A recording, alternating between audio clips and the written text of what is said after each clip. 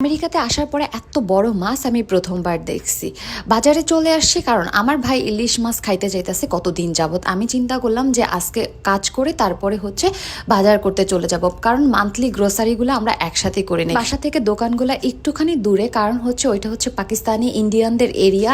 So ওইখানে যেতে হয় বাজার করার জন্য। তো আমি আর জাকি চলে আসলাম বাজার করার জন্য, কারণ আমি এতগুলো বাজার তো একসাথে নিতে পারবো না। আর এখন অনেকেরই কোশ্চেন থাকতে পারে, ভাই আপনি জাকিকে কেন নিয়ে আসছেন, আদরকেও তো আপনার ভাইকেও তো নিয়ে আসতে পারতেন। মূলত আমরা যে স্টোরে কাজ করি, দিনের বেলা আমি কাজ করি ওই স্টোরে, অ্যান্ড রাতের বেলা আদর কাজ করে। তো কোনো সময় আমরা দুইজন একসাথে বের হইতে পারি না। তো এই জন্য জাকিকে নিয়ে আসা, কারণ জাকিরও ছুটি, আমার যে টাইমে ছুটি হয় ওই টাইমে একই টাইমে ছুটি হয়। তো আমি যাওয়ার সময় সুন্দর মতো যে পার্কটা দেখা দিচ্ছে, এটা নিউ ইয়র্কের অনেক বড় বিশাল এক পার্ক। যারা নিউ ইয়র্কে ঘুরতে আসে এই জায়গায় মাস্ট বি আসে, কারণ এটা লোনা পার্ক, সমুদ্রের পাশে একদম এত সুন্দর, এত বড় বড় বাচ্চাদের খেলনা টেলনা আছে। সো আমরা মূলত গ্রোসারিতে চলে আসছি। কিছুদিন যাবতীয় আদর ভাই আমাদের বলতেছিল, আপু আপু আমি ইলিশ মাছ খাইতে চাইতেছি। ও মূলত কখনোই বলে না এটা খাবো এটা খাবো এটা খাবো, কিন্তু বলতেছে আপু ইলিশ মাছ পাইলে নিয়ে এসো, মানে ওর ইলিশ মাছ খাইতে মন চাইতেছে। বাসায় সব বাজারগুলো প্রায়ই শেষ হয়ে যাচ্ছিল, কারণ মাসের শেষ অ্যান্ড মাসের শুরুও চলে আসছে। তো সব সময় মাসের শুরুতেই আমরা বাজারগুলো করে রাখি। তো এখন এই যে রামবুটান এই ফলটা নিতে চাইছিলাম, বাট এগুলো একটাও ফ্রেশ দেখলাম না, সব পচা পচা পচা পচা লাগতেছিল। তো এই ফাঁকে আমি চিন্তা করলাম যে সবার প্রথম আমি আইসাই মাছ মাংস যেগুলো নেই ওগুলো অর্ডার করে আসি, যাতে আমি সব গ্রোসারি কিনতে কিনতে ওনারা কাইটা একবারে সুন্দর মতো রাইখা দিতে পারে। তো এখানে অনেক অনেক বাঙালি, তারপর পাকিস্তানি, ইন্ডিয়ান সব আপু আন্টি খালাম্মা সবাই আসছে। ভাল লাগতেছিল দেখে, নিজের এরিয়ার মানুষ বা একই সেম, মানে ভাল লাগে না যে একটুখানি দেশি মানুষ দেখলে। তো এইখানে অনেক ফ্রেশ ফ্রেশ মাংস পাওয়া যায়। তবে হ্যাঁ, এখানে আমার মনে হয় না ইলিশ মাছ, এর আগেও আমি একটা নিছিলাম, তবে বাংলাদেশি ইলিশের, পদ্মার ইলিশের যে একটা ঘ্রাণ, একটা মজা, এটা কখনোই পায় না। আর এই যে দেখেন আমার থেকে এক একটা বড় বড় মাছ, ও মাই গড, এত বড় আর এত ওয়েট, আমি আলগায়া পারতেছিলাম না। তো আমি রাবার খুলে তারপর দেখাইতে চাচ্ছি আপনাদেরকে, বিকজ অফ আমি দেখাইতে চাইতেছি এই মাছগুলা আসলে কি ফ্রেশ কিনা।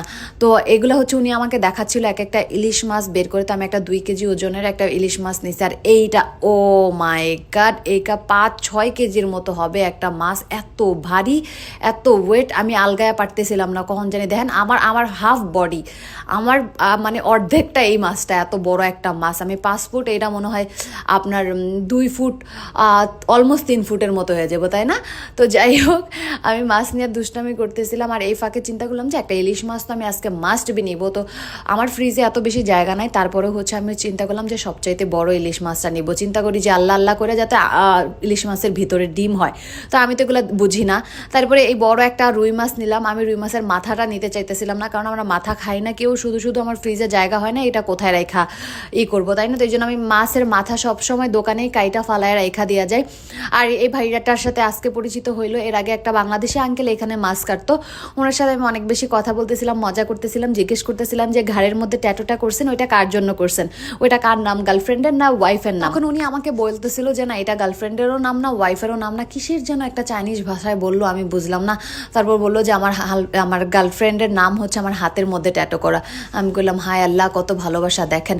তো উনি আমাকে মাছের পিসগুলো দেখাইতেছিল যে এতটুকু এতটুকু পিস করবে কিনা। আমি বললাম হ্যাঁ ঠিক আছে, পারফেক্ট। বাট আমিও বুঝি নাই, উনিও বুঝে নাই মাছের পিস যে মাঝখানে এরকম এত বড় মাছের মাঝে একটা পিস করে তারপরে পিস পিস করে, আমি জানতাম না। দেখেন কি বড় বড় এক একটা টুকরা করে আমারে দিয়ে দিচ্ছে, আমিও বুঝি নাই, উনিও বুঝে নাই। তো এখন এগুলোই রান্না করে খেতে হবে। আর এই ফাঁকে বলে নেই, যারা যারা এখনও আমার ফেসবুক পেজটা ফলো করে নেয়, মাস্ট বি আমার ফেসবুক পেজটা ফলো করবেন। আমার নতুন পেজে যাবেন, অনামিকাস ওয়ার্ল্ড নামে যে পেজটা আছে, সবাই ঘুরে আসবেন। ওইখানে আমি আমার বাংলাদেশি ভিডিওগুলো পোস্ট করি। এনজয় করবেন, ভালো না লাগলে ইগনোর করবেন, বাজে কোনো কমেন্ট করবেন না, ভালো না লাগলে ভিডিওই দেখবেন না, তাই না? ভিডিও দেখবেন, বাজে কমেন্টও করবেন। তো যাই হোক, এখন আমি আর কোনো কথা বলতে চাচ্ছি না, মুখ দিয়ে আমার অনেক সুন্দর সুন্দর ওয়ার্ড বের হয়ে যায়। তো এখানে মাছের পাউন্ড হিসেবে দেখাইতেছিলাম যে কত কত কোন মাছের কত পাউন্ড। তো এই তো আমি এত একেবারে গাড়ি ভইরা একেবারে মনে হয় বাজার করে নিচ্ছি। বাজার করার থেকে বাজার গুছাইতে আমার অনেক বেশি কষ্ট লাগে, এতগুলা বাজার। এখন আমি যা কখন ঘুমাবো, কখন আবার সকালবেলা কাজ আছে। তো আল্লাহ হাফিজ এভরিওয়ান, বাই বাই।